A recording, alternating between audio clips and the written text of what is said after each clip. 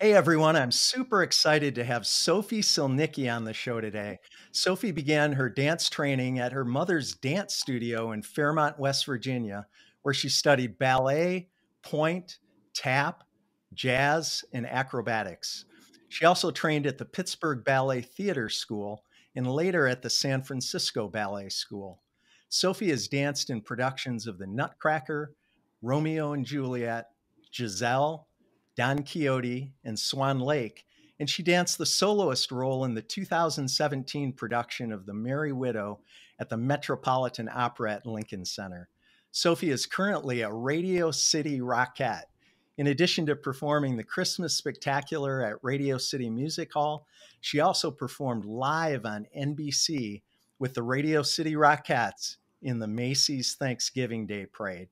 Sophie has appeared in several television shows, including Law and Order and Blue Bloods, was featured in the music video Carmen by Romeo Santos, and will be dancing in the upcoming feature film, Are You There, God? It's Me, Margaret. Welcome, Sophie, and thanks so much for being on the show today. Great. Thank you so much, Brian. I'm so excited to talk to you today. I'm excited too, Sophie. I have to tell you, I'm like a kid on Christmas morning. I can't wait for our listeners and viewers to learn all about the Christmas Spectacular and about your life as a Radio City Rockette. Let's start out talking about growing up in a dance family. So your mom is a dancer, I presume. I know she owns a dance studio. So you were literally born into the business. Tell us what that was like and about your dance training growing up. Yeah, exactly. So my mom owns a dance studio in Fairmont, West Virginia. And I mean, my earliest memories, ever since I can remember, I would just always be at her studio. You know, like either when I was too young to dance, I would run her music. So I would sit in her ballet class with all the older dancers, be playing the music for her because I just loved being in the studio so much. But I think always from a young age, I knew that's exactly where I wanted to be, what I wanted to do. So I grew up dancing ballet, tap, jazz, acro, everything like you listed. And it was wonderful. I would go to dance competitions on the weekend and perform. I loved performing on stage. That was my all-time favorite thing. Like I loved taking classes, but as soon as I got on stage, that was like where I really loved to dance. So when I got a little bit older, I decided I really wanted to focus on ballet. So we made the decision for me to then start training as well at Pittsburgh Ballet Theater School. So I would, my grandparents actually would drive me in the mornings, an hour and a half to Pittsburgh. Oh my goodness. So I could train all day. And then they would drive me the hour and a half back to West Virginia, and I would take an 8 p.m. dance class at my mom's studio. So I was kind of doing both back and forth. So how old were you when that was happening? I was 12 years old when I first started going to PBT. Okay. Yeah. So I stayed there for 5 years. I would do that schedule. And I mean, you know, I owe it all to my grandparents and my mom for doing all of that for me, to like sacrifice so much for my dance training. But yeah. So what was it about ballet that really attracted you to that? You obviously have a very diverse background, and even today you're dancing in a number of forms. Is that what you would call them? Yes. different dance techniques. But what was it about ballet that you really liked? Well, I started when I was even, you know, before going to PBT, I would do summer intensives in New York City at American Ballet Theater. And I think maybe my very first summer intensive when I was really young, that's when I really fell in love with ballet. My mom was so wonderful at taking me to go see the ballets when I was so little. I was so little going to the theater, and I think that's how I really just fell in love with ballet. I mean, we would go see Broadway shows as well, but, you know, when I was young, I was like, I want to be a ballet dancer. I also really love the discipline of ballet. I really enjoyed that at a young age, training so hard in one specific art form. And, you know, I thought that's where my career was going to take me, into a ballet company. But then, you know, I was studying at PBT, still going back to my mom's dance studio. And then I decided when I was 16, I was going to go to the Prix de Lausanne, which is an international ballet competition in Switzerland. Oh, wow. So, yeah, it's a very big competition. It's a a long process to get accepted to go. I think when I went, there was 6 Americans that went to this ballet competition. So I went to Switzerland. I had to perform a classical ballet variation as well as a contemporary piece. And from there, I got offered a scholarship to study at San Francisco Ballet School. So that's kind of how I then transitioned into San Francisco Ballet. It's such an amazing company. I mean, the dancers there are incredible. So I knew, and I think my mom knew as well, that if I wanted to get really wonderful ballet training, I should, go away and study there. So I was, I think, 17 when I moved to San Francisco. Also, that was a huge move. How was that, moving from the East Coast to the West Coast? It was, it was Going to San definitely, Francisco by yourself? right. It was definitely an adjustment because I lived by myself. I had a studio apartment by myself when I was 17. And also being so close with my family, it was a huge adjustment for all of us. I mean, I was never even away by myself for a summer. My mom would always come with me to study at summer intensive. So it was a big adjustment for all of us. But actually, they flew out so much that it was like I wasn't really by myself. They were always there. But it definitely, I think it made me grow up a lot, living by yourself at such a young age and everything. But the training was amazing. And I'm so happy that that whole chapter happened.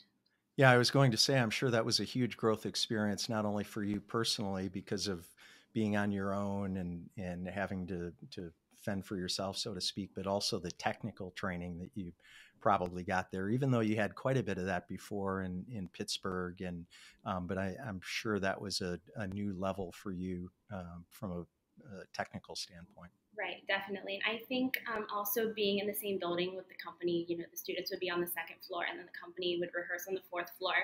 And then some of us got to attend company rehearsals or small parts in ballets. So that was definitely a huge eye-opening experience and really introduction into the whole professional ballet world being there. What was that like for you to have the professional ballerinas around you? One of the things that I talk a lot about is surrounding yourself with success. And I think it's such a great way to really elevate your game, elevate your profession, elevate whatever it is that you're trying to do when you're around people who are better than you. And obviously that was the case in San Francisco. How did that impact you? Yes, definitely. I mean, especially even within my class, we had a small class. I was in level 8, which is the top level of the school. It goes through 1 through 8 in the school. And, the girls in my class were from all over the world. And it was pretty much like the top dancers that had then been competing in ballet competitions that then came to San Francisco. So already in my class, it was crazy the amount of talent. And I think that just pushed you so much harder when you're standing next to someone at the bar who's working so hard, then you work twice as hard. But then being in a company setting and seeing firsthand, I think the training of the company dancers, definitely it's amazing to put yourself in that room and see what it takes to really, be the best that you can be at something. At what point did you realize that you wanted to dance professionally? I should have asked that earlier because it probably had taken place already by the time you were in San Francisco, but what sparked that for you? Yeah, well, I think, when I was really young, like I said before, I would always see Broadway shows, ballets with my family. And then as well, when I was little, I really loved old Hollywood musicals. I mean, they were my absolute favorite. That's all I would watch when I was young. So I think just constantly being surrounded and watching dance and music and the arts, I pretty much just knew instantly. I can't really remember a time where I didn't think that's what I wanted to do, which, I mean, I'm happy, I think, at such a young age to know, like, okay, this is what I'm training for when I'm older, which is good. But yeah, definitely those old movie musicals like Gene Kelly, Fred Astaire, I fell in love with them. So it was, yeah. Oh, that's awesome. So how did you first learn about the Radio City Christmas Spectacular? Yeah, so actually, when I was still at my mother's dance studio, I was 11 years old, and we saw that there was going to be an audition at Radio City for young girls playing the part of Clara in the Christmas touring production, which there's a section in the show where the Nutcracker scene happens and a little girl comes out and plays the role of Clara. It's just a small section in the show. Yeah. But we went to Radio City. Didn't really have any expectations for the audition. You know, there was girls lined around the block, and I was like, okay, you know, you're just gonna stay focused, go in, and we'll see how it goes. And then I ended up getting the touring production, and I did it for 2 years. So I think then being surrounded by the Rockettes when I was young, they would, you know, they teach me numbers of the show. I remember them teaching me the opening number of Reindeer as like a little 11-year-old backstage in the wings.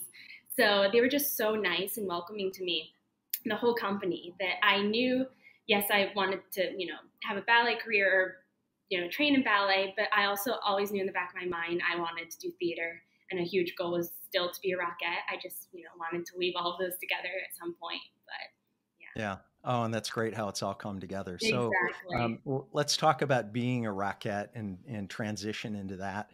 I know that's just a part of who you are, and we'll talk about other aspects of your life, but I'm super excited about honing in on your life as a Radio City Rockette. How long have you been a Rockette? Yeah, so well, after San Francisco, I was there until I was 19. I decided, you know, at that point, I wanted to start auditioning. I didn't know if I wanted to be in another ballet company, but I also loved the idea of living in New York City. You know, San Francisco was wonderful, but I really wanted to be in New York, surrounded by, you know, the arts and theater as well. So during the summer after I completed my studies at San Francisco, I auditioned for a Broadway Development Lab. It was choreographed and directed by Susan Stroman, who I had seen multiple Broadway shows that she had produced and choreographed when I was younger. So I auditioned. They were looking for ballet dancers. So I was like, okay, this is a good thing for me because I had just finished training. And then I ended up getting the Broadway Development Lab. It was with Tyler Peck from New York City Ballet. But so I moved to New York and then was just introduced into the whole theater community. And coming, I think, from ballet, which is so structured and serious, it was a very nice, refreshing scene to then be with theater people. They were so welcoming. So then I did that, and then the next season, I actually danced at the Metropolitan Opera at Lincoln Center, and I did the opera The Merry Widow, which was also directed and choreographed by Susan Stroman. So I worked with her again. And within that cast, there were so many retired Rockettes that I was with them in rehearsals, and they kept saying, oh, you know, you should audition to be a Rockette. You should really try this. So I auditioned to Radio City and then got the job. Do you think that was a sign? So you had talked earlier about being in the touring company, and so obviously that was on your radar. That was a goal of yours. And was that a sign that maybe then was the time to do it? Yes, definitely. I think, you know, from moving to New York, I really was like, okay, you know, I think this is the moment where I need to start to transition and see if this is even a possibility to audition. But yeah, and so I auditioned. Radio City holds an audition in April, an open audition that I went to. And it was 2 days of callbacks. I think there were maybe started with 600 girls, and then there was 30 of us left by the end of the 2 days. And they just said, you know, well, you'll hear a call maybe sometime in the summer. And then a few months passed, and I got a call that said Radio City is doing a summer intensive invitational week for dancers to train like a Rockette. And they said, will you please come? We're interested. Will you please come and take the week of training? So I went, came to New York, trained for the week, and then at the end of the week, we had a performance at the Skirball Center at NYU, and on stage, they offered me the contract as a real Rockette. So that was really a great moment.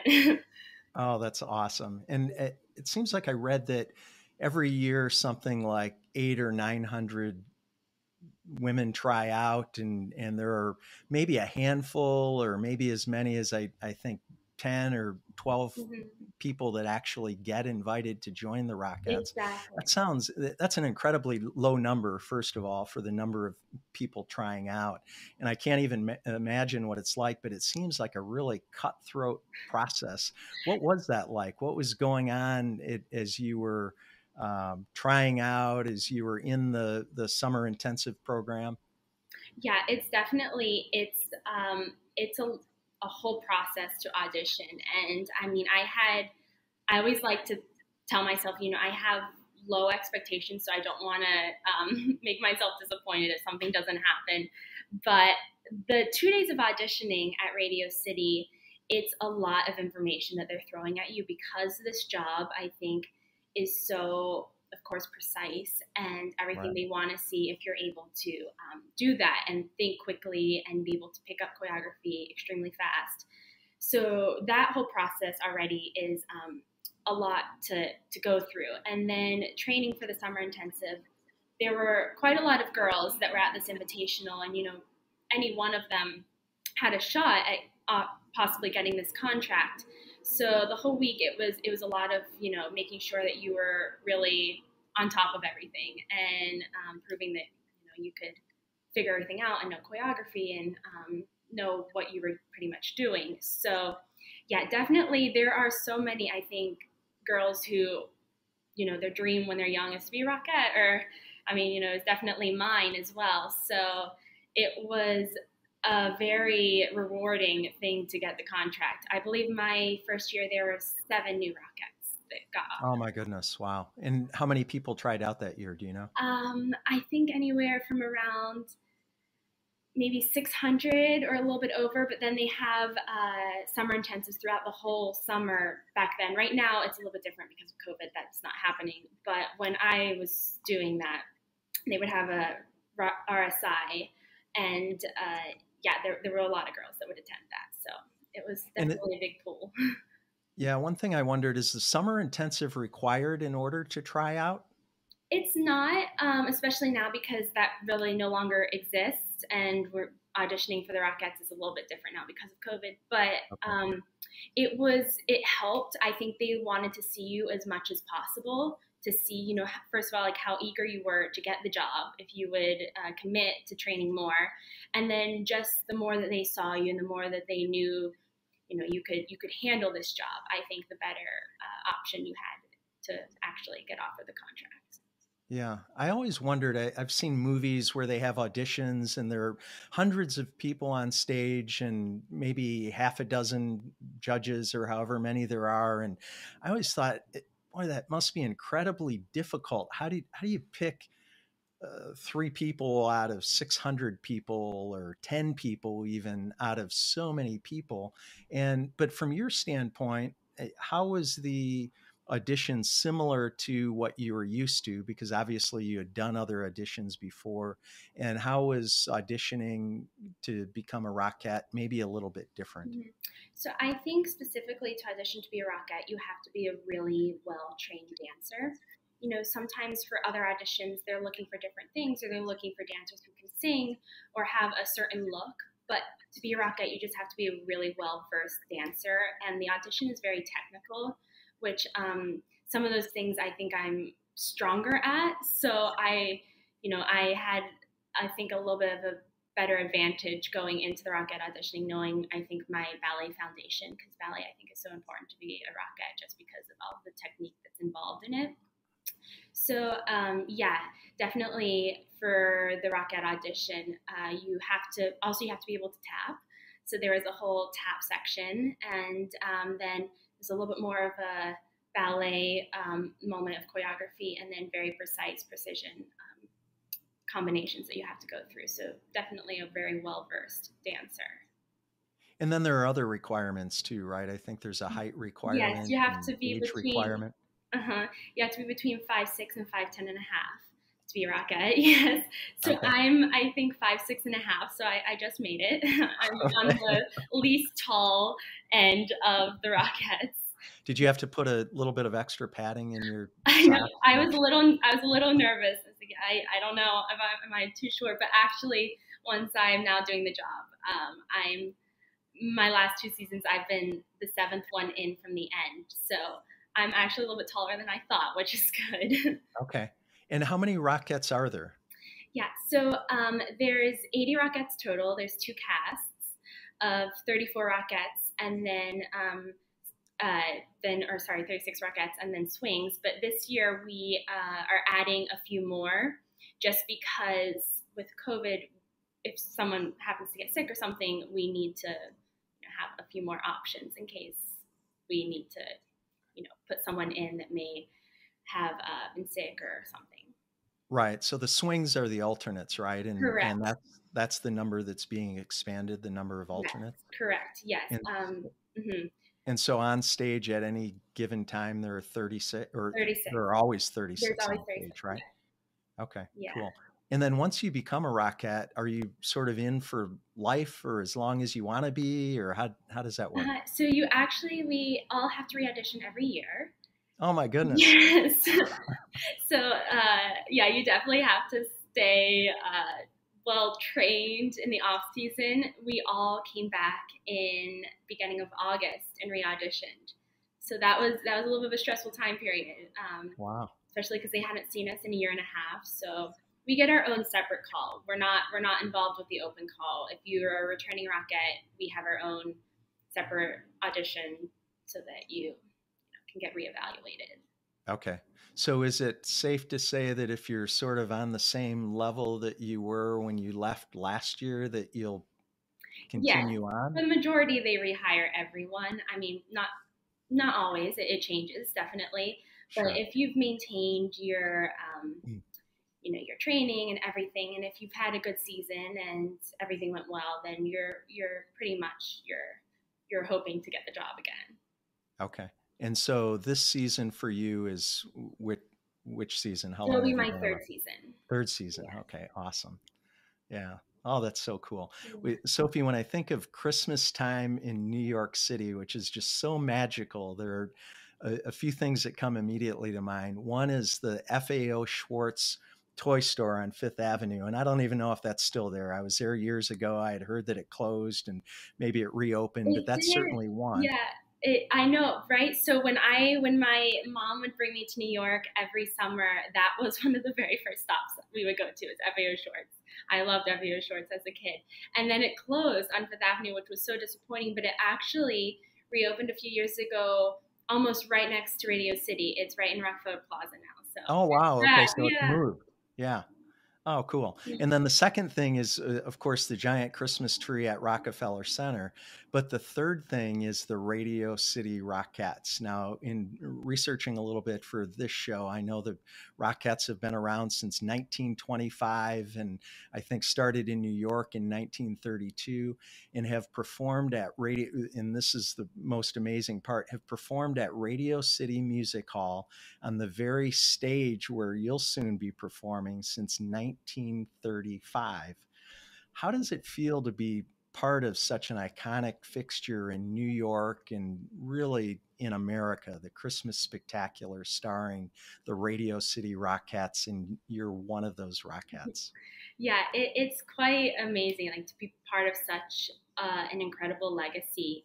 And within the show, the Parade of the Wooden Soldiers and the Living Nativity, they have been in the show every single year since the Christmas Spectacular opened. So to perform those numbers that the very first Rockettes did is quite an honor. And, it's the same exact costume design.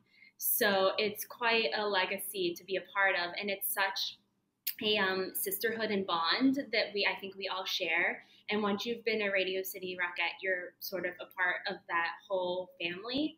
And I think it's such an honor to be a part of and work for such a wonderful company. And definitely, I think when you mention to people, I'll say, I never really lead with it. I say, oh, I'm a dancer. And then they say, where do you dance? And I say, oh, I'm a Rockette at Radio City. And they instantly, I think, tell me a story about going to see the Rockettes at Christmas, or how much that's a part of their holiday tradition, which I think is so wonderful for so many people.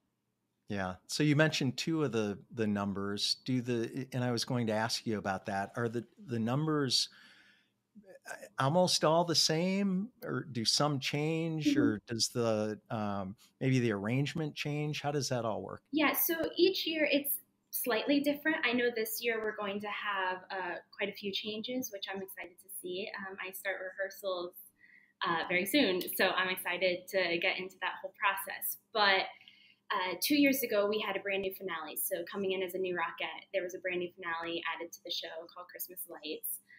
But for the majority, it stays the same. I know this coming Christmas, we're adding a number that used to be in the show. It's called Snow. So I'm very excited to be a part of that now. I love the costumes are beautiful, so I'm excited to learn that new number. But for the majority, it stays the same. I think my very favorite number is the top of the show. It's called Sleigh Ride, and the Rockettes were dressed as reindeer. Yes. Yeah, as a young girl, that was always my favorite number to watch. So I think when I first put on that costume, I started crying, and I was like, I can't believe I'm wearing this. But yeah, that's one of my favorite numbers in the show. Oh, that's so cool. Let's talk about the rigor of being a Rockette, because I know it's hard work, and so our show is called Life Excellence, and I love studying excellence in every form, however it's manifested, and certainly for you as a dancer, forgetting about the Rockettes, but and then also the Radio City Rockettes is certainly excellence displayed. And I know that doesn't come easily. It comes through hard work. And so I'd like to talk about that a little bit. How, and I have a million questions, of course. I won't ask all million, but I'll ask a few. How long is the season? So you mentioned that you're getting ready to start rehearsals. And so when does that start? And then when do the performances take place? Yeah, so I start rehearsals September 25th, which is, so soon. And Yeah. we open the That's show. tomorrow, isn't it? It's tomorrow. Yes. Yeah, that's pretty soon. It's very soon, yes. But we open the show at Radio City beginning of November, and it runs through the first weekend in January. Okay. But within that season, we can perform, there's two casts, so we each perform up to 100 shows. It could be 4 shows a day, which is such a crazy show schedule, which definitely means that you have your body, you have to be in such good shape, maintain your health and everything. But also the rehearsal process is a very rigorous process. We rehearse 6 hours a day, 6 days a week leading up to the show. Oh my goodness. Yeah, and we also have on site a whole athletic training department. So after each day of rehearsal, we have huge ice bathtubs that we just pretty much submerge into to keep the inflammation down. And, if anything happens, they're there for us to really make sure that we can stay healthy. But also, I think leading up to rehearsals, which I've been doing this whole summer, you really have to make sure that you're prepared for all of this. So I love to run to get my stamina up, as well as, constantly taking ballet classes or giving myself my own ballet bar, as well as just, still training and really making sure that you're ready for the season ahead. So is that something that's left to you to do on your own, or are there guidelines for that? Because obviously if you have a September through, or really October through December, you go into January a little bit, but then a long off season, and it's really incumbent on you, especially because you have to, not especially, but, and you have to try out again. So you certainly want to be prepared, but just beyond that, you really want to keep your talent level high. You obviously want to stay fit and healthy. And are there guidelines that you're given, or you just sort of, every dancer does that on his or her own? Yeah, I think if you're planning on doing the show for another season or something, it's really, they leave it up to you to continue to train and make sure that you're in your best possible dancer shape in order to do the show, or really for any job in that matter. But yeah, during the season, because we're rehearsing so much and everything else, and running the show so many times a day, that you're definitely fully in Rockette mode training. But then in the off season, that's really left up to you to maintain that and keep yourself prepared. And then definitely when we re-audition, you can see if you've continued your training throughout the off season. Yeah.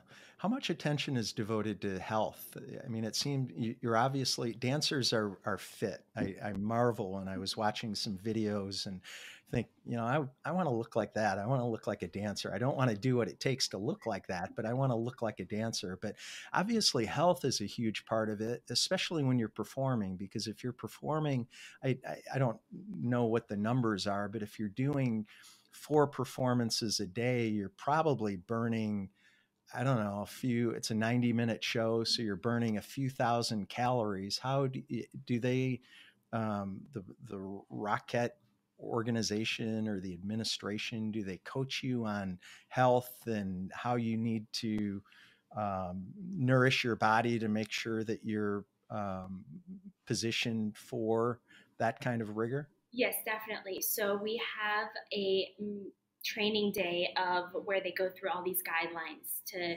really help prepare you for the whole season. And then actually when we're in season, the Rockettes, we get catered in between every show. So Okay. we have things provided for us. We have a Rockette lounge, which is at the top floor of Radio City Music Hall. So after each show, we all go up there, and then there's definitely options for us to eat and have in between shows. So they definitely take very good care of us. They know how hard the job is, so they definitely have things for us. But we have resources at Radio City that make sure that you're staying healthy and give you, if you need a plan to follow. But me personally, this started after I left ballet school, but I decided to actually follow a vegan diet. Mostly vegan. So yeah, I just find that I perform better. I feel healthier following that diet, but you still definitely have to make sure that you're getting enough things to, not wear your body down during the season, because it can definitely be a lot. Well, so I think you probably need to devote even more attention to that, because if you have a specific diet like a vegan diet, then you have to be even more conscious of making sure that you're getting enough calories, getting the right vitamins and nutrients, and staying healthy. Yes, definitely. So let's move into the performance itself. I have attended a lot of concerts. I love Broadway musicals. I love plays. I like all music. So I've attended classical concerts and rock concerts. I've only been backstage one time, and it was right before the performance of Swan Lake at the Detroit Opera House. Mm-hmm. And it was so cool. And again, for somebody who studies excellence, it was just really a unique glimpse into dance. And so I was backstage, and there were three things that really stood out for me. And the first thing, and this was before the performance, and I don't even know if I was supposed to be back there. I don't remember who took me back there, but I did. I mean, I had somebody with me. I just didn't sneak back there on my own. But three things really stood out for me and made a huge impression. And this was several years ago. The first was how busy it was. There were so many people backstage, and they're really, I mean, it's a big stage area, big backstage, but not that big. And it was filled with sets and people. And the second thing that really, so it was busy, it was frenzied. People seemed to be moving around very quickly. And then the second thing was, I couldn't believe how filled it was with costumes. There were costumes all over the place, and shoes. And it was Swan Lake, so you can probably visualize what that looked like, and just rows and rows and rows and rows of shoes. And then the third thing was I was able to see some of the performers and some of the dancers, and it struck me how made up they were. So the makeup seemed like the lipstick was very vibrant, and there was a lot of makeup, and I hadn't really thought about that before, but I guess not everybody's sitting in the first 10 rows and has that proximity. And so is that the reason for that, so that it can get projected, and so that everybody really sees what the dancers look like? But so it was interested in hearing about that, and how that experience that I had compares to the Christmas Spectacular. Right. I mean, it's very similar what all you just described, but yeah, backstage at Radio City is absolutely amazing. So we like to say we're just as choreographed off stage as we are on stage. So, oh, wow. Yeah, everyone has a path that they have to follow the entire show, because you have so many changes within the show. When you're not on stage, there's really absolutely no time to rest. You're changing, and each Rockette has there's 2 Rockettes to 1 dresser. So we all have our own dresser that's in charge of getting our costumes exactly ready. There are different levels to the stage. So at Radio City, the whole stage is an elevator system. So at different numbers, we may rise up from the orchestra pit or something. So that means that then you have to, during the show, travel down 2 flights of stairs, change costumes, and then you're lifted up on the elevator, and then you may exit stage right, but then have to go under the stage to re-enter stage left. So it's a lot of traffic going on backstage, which is absolutely amazing to witness. And, you know, you just see costumes going everywhere, people moving their tracks, as well as the set and scenery, the entire crew. They also have their path. They do the same thing every show with what needs to happen on what cue. But yeah, it's definitely an entire village backstage that's making that show happen. Definitely. So the choreography backstage is every bit as detailed and intense as the choreography on stage. Exactly, yeah. Like. So there's a moment in the show from Parade of the Wooden Soldiers to New York at Christmas, which it's our fastest costume change. I believe it's 78 seconds. So that is a lot for all 36 Rockettes to have done. And, you know, Parade of the Wooden Soldiers, we have those really long, stiff white pants, the soldier hat, the jacket, gloves. And within those 78 seconds, we have to change to a Rockette sparkle, either red or green dress with different heels, a coat, different gloves, earrings. Like there's so many details that all have to happen. But we all have it mapped out. So I'll know on a certain moment in the music, like when my shoes have to be on. And if they're not on then I know, like, you know, I'm going to have to really hurry up or I'm not going to make the change. So while one Rockette's putting on their shoes, the other one's getting her coat on and the dresser's helping each one at different moments. So it's definitely a very choreographed section to make sure we all get back on stage in time. So you're moving literally for every second of the 90 minutes of the show, it sounds like.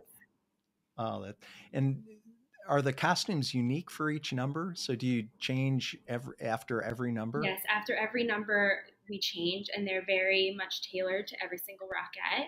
So it's just your costume alone, and we have our whole costume fittings. The costume department is amazing at Radio City, and they make sure everything is just fits you perfectly.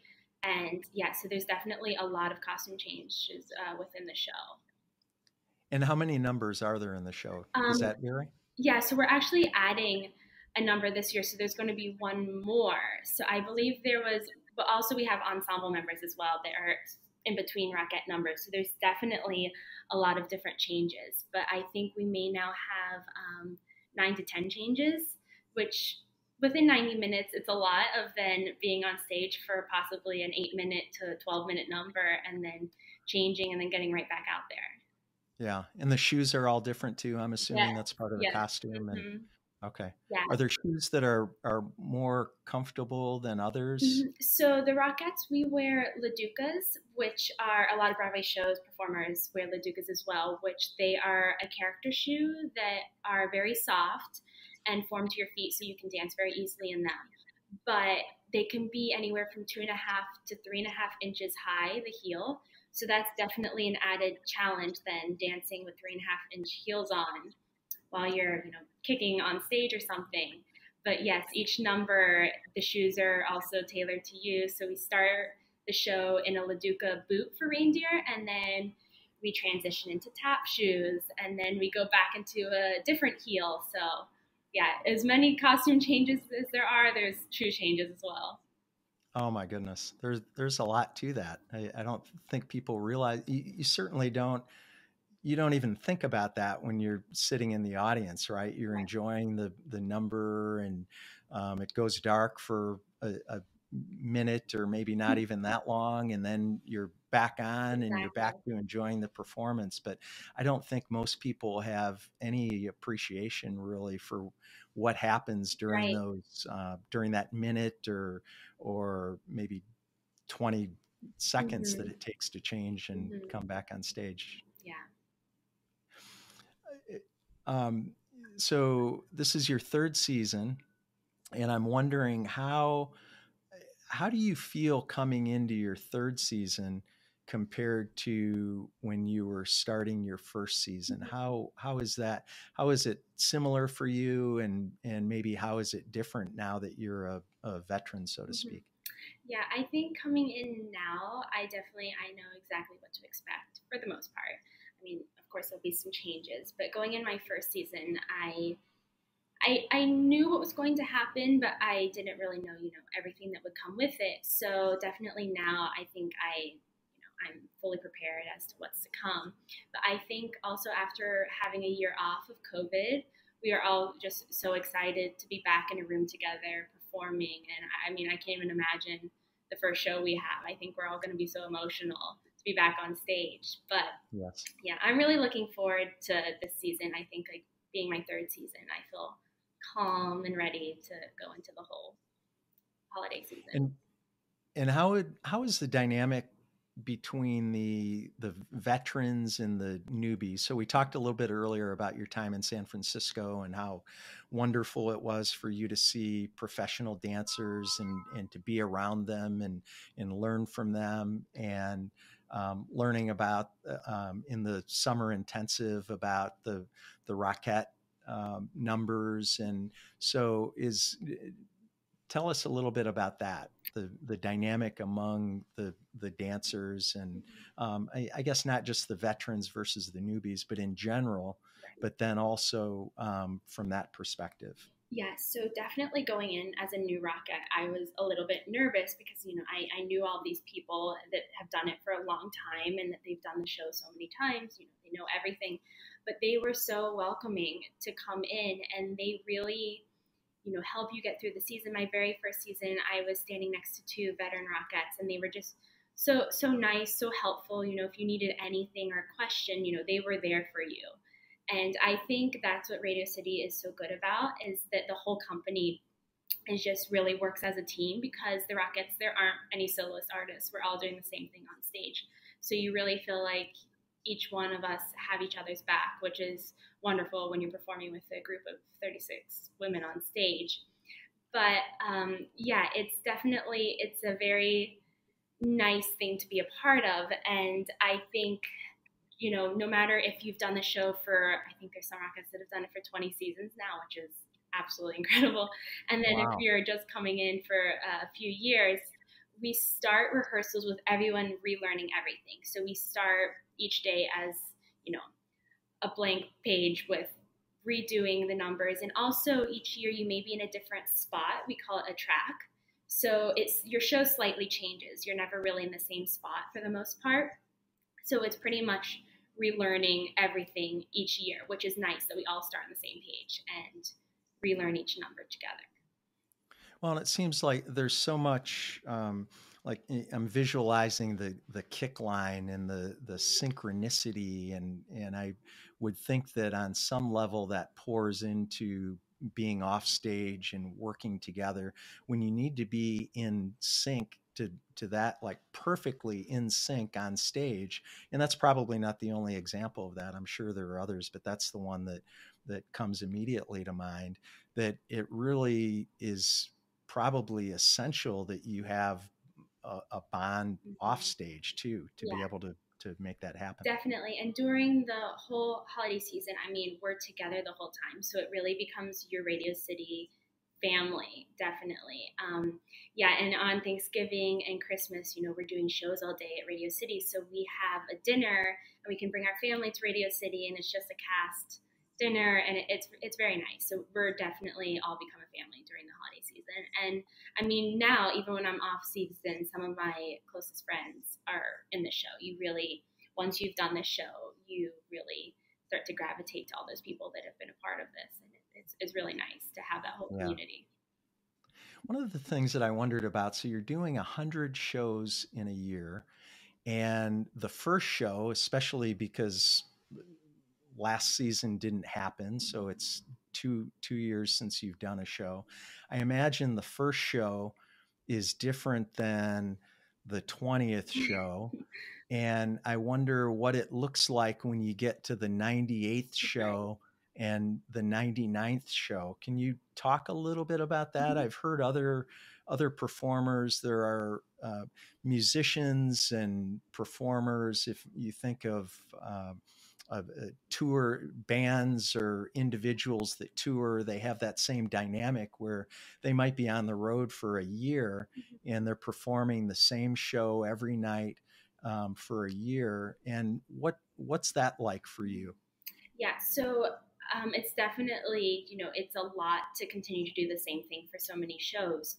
But we have dance captains who are in charge of watching the show and giving us notes after every show. So they really maintain the quality of the show, making sure that nothing, you're still doing exactly what you did at the very first show, like you said, the same thing on the 99th show. So that really maintains the whole structure of the show through the season. But yes, definitely, it's a lot to just keep repeating. But I think because I love performing on stage so much, it's just exciting for me to do it every time. And I think also having friends or family come to the show, that's another thing that you always look forward to. If you're doing a 4-show day and on the 4th show you have a friend in the audience, that really helps get you through the show. But it can definitely be taxing throughout the season, as you start to get into those really, long days and you've done quite a few of them. But I think I always have to just keep reminding myself that, in the off season, this is what you wanted so much and you couldn't wait to get back on stage. And now you're here. You just have to keep reminding yourself, this is what you wanted to do. But for me, I don't think it really ever gets old.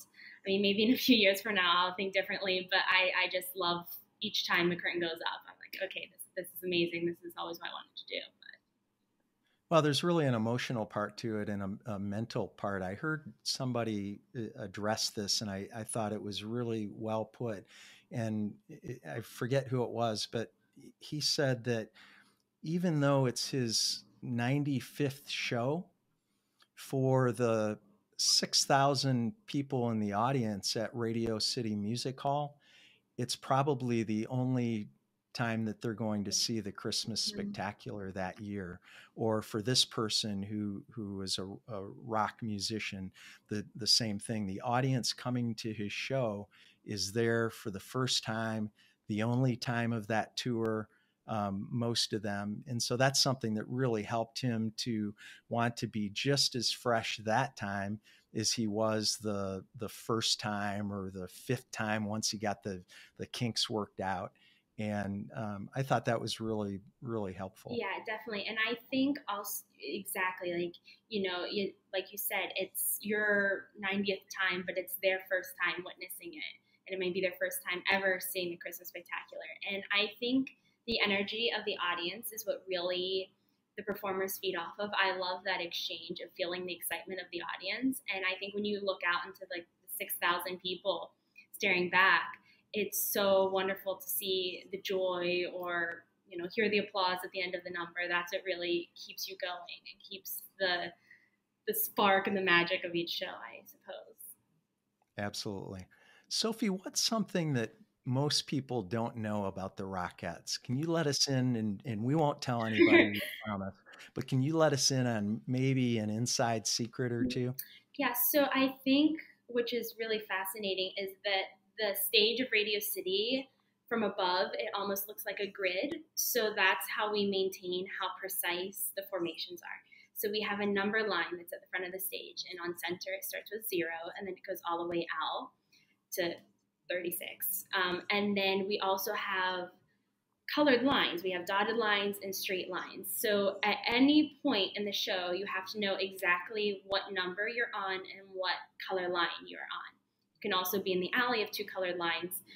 So learning the show, not only are you learning the choreography, but you're having to do math in your head and figure out traveling, do I have to go 4 numbers over, 2 numbers back, just so that from the front, it looks as precise as possible. So that, I think, is one of the biggest challenges of doing the show, is knowing exactly where you are at every moment on stage. And teaching that in the rehearsal room is, I think, one of the longest processes to get everything to look so precise, is that all of us in our head are knowing exactly where we are on stage. That's fascinating. There's so much to it. You've added now another element. So you need to know the choreography of the dances themselves. You need to know what to do when off stage. And now you've added something else, which is just knowing where you are on stage. It's Right. incredibly complicated. Right. I find it all really, really fascinating. Yeah. And I appreciate you giving us that glimpse into the Rockettes. Let's transition a little bit and tell us what you do during the off season. So you talked about staying in shape, and so I'm interested from that standpoint in a little more about how you do that. But also, after the Christmas spectacular ends, what do you do professionally and vocationally? Mm-hmm. Yeah, so when I'm off season, I love to take dance classes throughout the city. There's Steps on Broadway and Broadway Dance Center, which are two professional places that you can go and take open class where teachers from around the world will teach. And it's wonderful. You can be in a class with someone from the ballet and someone who's currently in a Broadway show. It's a wonderful thing to just step into a class and be surrounded by such amazing professionals. So I definitely love to do that. And then, like I mentioned earlier, my mother owns a dance studio in West Virginia. So I will go home and I choreograph for her. She has a competition company that goes and travels and competes throughout the country. So I will help. We'll collaborate together. My mom and I. That's some of my favorite moments is when we're in the studio together. And it's 2 a.m. and we're still working on a production number. But I think we love to do that together to create pieces and then teach it to our studio and then go away and compete with them. So I definitely do that a ton with her. And then as well, lately for the past few years, I've also started to do a little bit of work in TV and film, which I absolutely love. I didn't know if I was ever going to take that path, but being in New York, there's so many things filming here. And I find it so fascinating to be on sets and see what goes into making a TV show or making a movie. So I've been able to do a few little roles, either playing a dancer or something else, which has been really, really great to do. Oh, that's awesome and very different. So when you're, and I know you have a part in a movie coming up, a dance role. So between television shows and videos that you've been involved with and movies, that's a different way to use your talent, but also have a little bit of variation, which must be really interesting It from your is. It standpoint. is. Yeah. Challenges you in a little different way too. Yeah, definitely. I mean, I think I would love down the road, I love being part of the creative process of creating something, and I love choreographing. So hopefully, as I get older, I would love to transition into being more behind the table and possibly assisting with things or creating things um, in the future. Awesome. Sophie, you're obviously a very accomplished dancer. And I was thinking about it, and there are thousands, if not tens of thousands of dancers right in the world. What is it that sets a dancer like you apart from those who haven't achieved the same level that you have? Yeah, I think definitely to be a successful dancer in this industry, you have to have first off a really solid training at a young age, or even if you're older, you just really have to hone in on your training and be well versed in anything. You don't know what may be thrown at you at an audition. I mean, I've gone to a ballet call, and then at the end, they've asked who could do acro, and thank goodness I could because growing up, I trained with my mother in acro. So then that's kind of what got me that job. So definitely, being prepared for anything that may be thrown at you in an audition or whatever that might be. Yeah. And I think also just being really focused, you can't really let yourself go during all of COVID. There were challenging times, but I knew if I wanted to continue this once we got out of it, I mean, I know we're still in the middle, but I had to continue to train, and mentally that can be a bit hard, but you just have to really push yourself. And I think growing up at a very young age and growing up at my mother's dance studio, she, I think, really instilled that in me. So I really owe that all to my mom for directing me on the correct path and keeping me focused. And she knew exactly what it would take for me to be successful. And now I thank goodness that she pushed me in all of those things so I can be where I am today. I feel like you were born to dance, Sophie.